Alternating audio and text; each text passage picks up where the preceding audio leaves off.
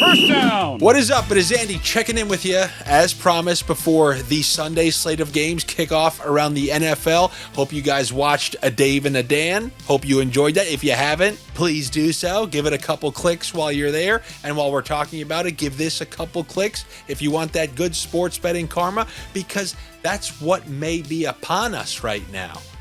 You know, last year started off running out of the gate. This year, the first week and a half has started off a little bit slow. Not gonna lie, you saw how some of those Thursday sniffs went, but nowadays, I mean, after last year's raking and the line combos and the NHL raking, Panthers Eastern Conference, now, you know, I'm kind of like Floyd Mayweather. Okay, McGregor, all right, you want to win the first round? Okay, you want to win the second round? You're knocked out after the eighth, and maybe that will start today. We're gonna start chasing that week 8 knockout by finding some week 2 potential studs who were maybe week 1 duds, and now we can find some good lines, some good prices on guys who we know in 4 to 5 weeks their totals will be set way higher. You guys remember, you know how we killed it last year. We just sought those depreciated values. We have to find the band when they're on the local circuits. Then once they're playing at Madison Square Garden, we can no longer afford those prices. So let's find some of these players who started off slow, and now we have some potential values. I know we talked about some of them on a Dave and a Dan. Hopefully, like I said, you guys watch that. And some of those picks, I definitely still like. I'll be mentioning those, but I found a couple other ones because when we film that, not everything's available, but I've been doing some crevice checking, as I like to call it, and I found a couple of sniffs that I want to bring to your attention, maybe even a couple of alts. But just like last year, and just like last week, I try to give you guys one spread because I know regardless, doesn't matter. You saw how effective it was betting only player props last year, but you need that water cooler talk. You need one pick to go to that water cooler and say, I took ... Now, we mentioned all the stayaways, all the potential rats, games where everybody's going to be stacking chips on one side. Now, one of these games, I can give you a couple reasons. Number one, we're taking the opposite of the rat. We're taking the less bet team, and that's in this Cincinnati Bengals Jacksonville Jaguars game, which is going to be taking place in Cincinnati. I'm going to go with the Jacksonville Jaguars at plus 3.5. This isn't a ringing endorsement of Trevor Lawrence, I can assure you that. It's just more of a criticism of Zach Taylor and his inability to have his team prepared year after year after year. Despite playing his players in 2 of the 3 preseason games, all of his starters, no, they looked equally as bad. And believe it or not, it was their defense who somehow held on to win them that week 1 game. So now they come home to play the Jaguars. And I'm not necessarily saying that the Jaguars are going to win. I think it's going to come down to one of those crusty last drives, which is going to go one way or the other. If I had to guess, it would be I feel like the Bengals are going to squeak out a 1-point victory. The funny thing is, these Bengals are supposed to have one of the worst defenses by far in the NFL, just as we saw last year, just as we saw in the preseason when they sent their starters out there. And the Eagles' backups were just scoring drive after drive. And now a little monkey wrench. They actually played okay in Cleveland. As I just mentioned, the offense did nothing. I believe they had like 30 total yards of offense in the second half. It was their defense that came up with the big turnover and the big stops when needed, and they won that game by 1 point after turning over Flacco at the end of the game. Intercepted! But I don't want to lose sight of how bad that defense can potentially be. So if you don't want to take the Jaguars plus 3.5, let me translate that into player props. If the Bengals are typically bad earlier in the season and their defense is supposed to be one of the worst, give me Trevor Lawrence over 1.5 passing touchdowns for Trevor Lawrence. And then on the other side, I see one of those deflated, depreciated numbers. I always hope for the mid-50s because that opens all sorts of alts for us. Any number in the 50s gets me really excited, as you saw with Zay Flowers, as you saw with Garrett Wilson, as you saw with Marvin Harrison last week.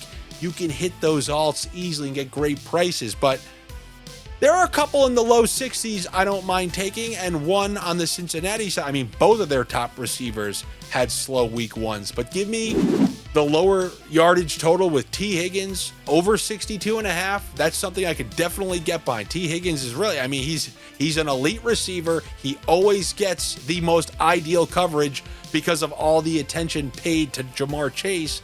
So I believe he could be set up well in this game. I'm going to go over T.Higgins, 62.5 receiving yards.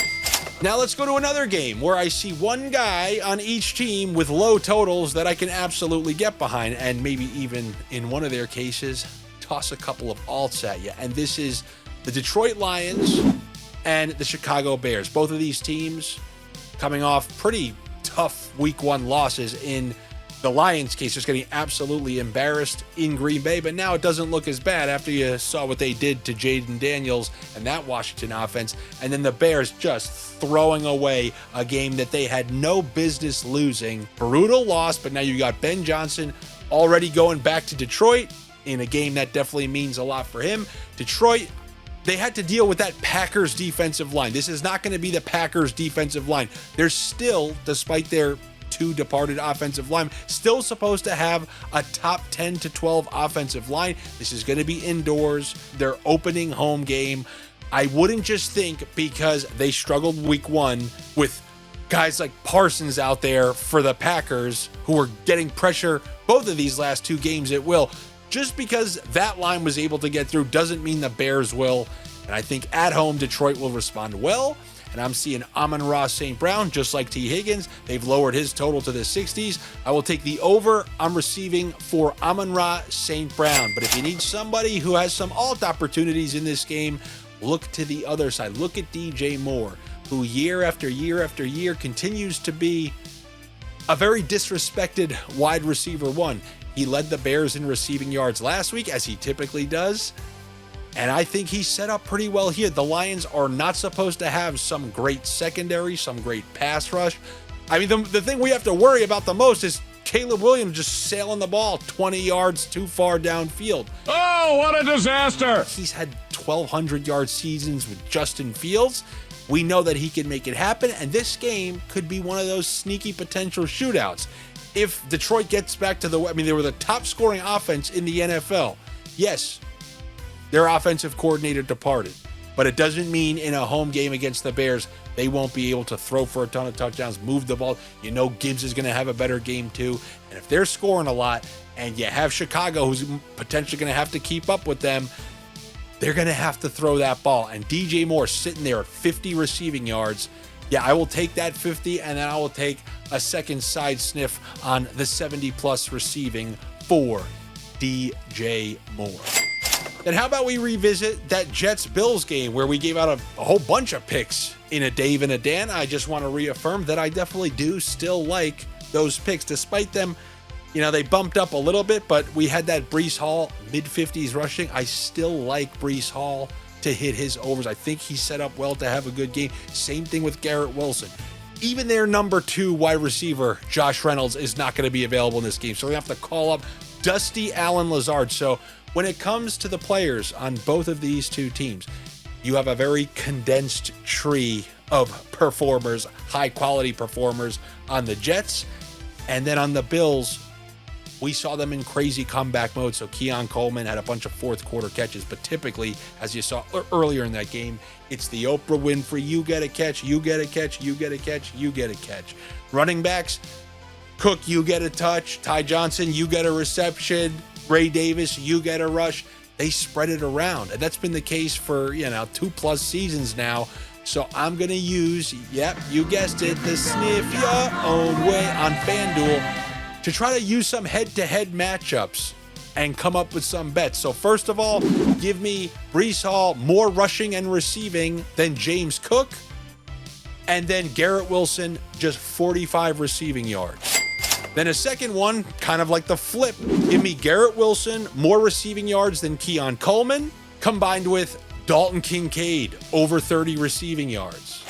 So there are a couple of Sunday sniffs for you. Now, how about we move over to Monday, because we got a doubleheader going on. I mean, now usually you get the week 1 Monday night doubleheader. No, now you get Friday games week 1, Monday doubleheaders week 2. We got an early Bucks-Texans game, and then a late, I mean, this feels like classic 6-7 years ago. Every week 1, the late game was Raiders-Chargers. I mean, it was Carr Rivers seemingly every single year, and now we got it back, but it's Harbaugh and Pete Carroll renewing that rivalry. If you don't know what that's about, go watch some YouTube videos, some funny clips. Hey, what's your deal, man? Anyway, I mentioned this on a Dave and a Dan. Still like it. A.Jeanty under 92.5 rushing and receiving yards. Wasn't utilized a ton in the passing game, but as Dave mentioned, he might be a little more utilized this game in case there's something off with Brock Bowers. But I trust Harbaugh's defense. They did a pretty good job week 1 locking up those Chiefs running backs. And, you know, the jury's still out on Jeanty. Didn't have many rushing yards against the Patriots, whose defense did not play well at all. So we'll see if the Chargers can bottle up Jeanty. But that's a lot of runway for a rookie. To put that in the 90s is something I'm just going to have to take the under on. So give me the under 92.5 rushing and receiving for Jeanty. A gutsy call. And then in that earlier game, I'm sick. Nico Collins. I'm like, okay, brutal week 1. Drop him to 64 so I can happily take that over. No, they left him in the high 70s. That's how sad the state of the Texans passing game is. No Christian Kirk once again. So if you're going to deprive me of betting the standard over on Nico Collins, then I'm just going to have to bet on him to take over the whole game. Give me Nico Collins for 100 yards and a touchdown. The classic. Like, that's the McDonald's Big Mac. 100 and a touchdown. Because when you look at this Texans team and how they're potentially going to move the ball, I mean, there's not even a Joe Mixon in the backfield anymore. They're rolling Nick Chubb out there. They got one dynamic playmaker out there, and it's Nico Collins. So he's going to have to drag their offense until Kirk comes back and the team gets healthier. But it's going to be Nico this game. I mean, to have a slow week 1 and then not respond well in week 2, that'd be tough to see, but I don't think it's going to happen. Give me the 100, even though I normally hate betting touchdowns, but who's getting them all? Dalton Schultz. Give me 100 and a touchdown for Nico Collins. And that's what I have for you. Sunday, Monday, week 2. Let's get things headed in the right direction here. Anything else that I think of that I'm not going to be able to relay to you, I will throw over there on the Patreon. It's patreon.com/Andy Francess. There's also chat rooms in there where you can talk to the other sniffers and you can see any sort of stuff that I post last second. I hope to see you over there. If not, you want to know what you can do. You can get that good sports betting karma going. You can lift up everyone's bets by just, all you gotta do is click that thumbs up, click the like. If you enjoy this video, you enjoy my videos, stop being a guy who types my name into the top bar every day when you can just subscribe. And then click the notifications, which I really think you should, because my video, there's no rhyme, no reason. It's coming out when I'm good and ready. But you will get those notifications if you click that little bell, theoretically. I don't know all the actual technical rules. But do that if you can. Very much appreciated. I will be back with you for, what's today? Today we did the Sunday, Monday, and then, so I guess what? A Thursday night football video? Looking forward to it. I will talk to you then. With the facial.